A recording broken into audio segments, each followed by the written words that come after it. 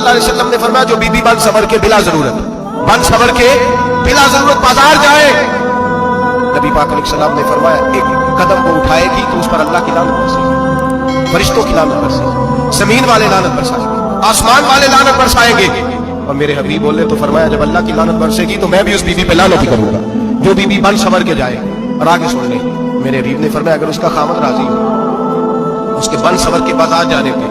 आप नाराज हो जाए, अल्लाह करे इस बात पे हो ही जाए और अल्लाह करे बदल जाए निजाम, जो खामद को मेकअप करा के तैयार करा के पार्टी में लेकर के जाए,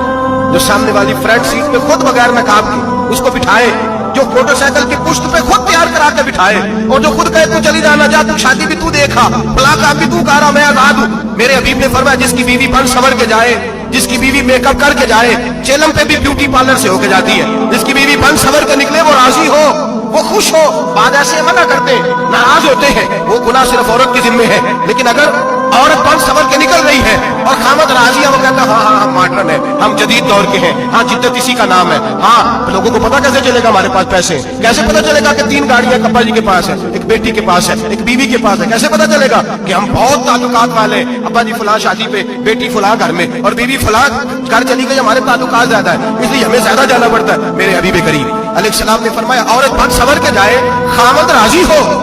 वो जितने कदम उठाएगी उतने ही अपने खामद के लिए जन्नत में मकान तामीर करेगी। फरमाया उसके खामद के लिए उतने मकान दोज़ख में तैयार हो गए, वो जलाया जाएगा, वो तपाया जाएगा, वो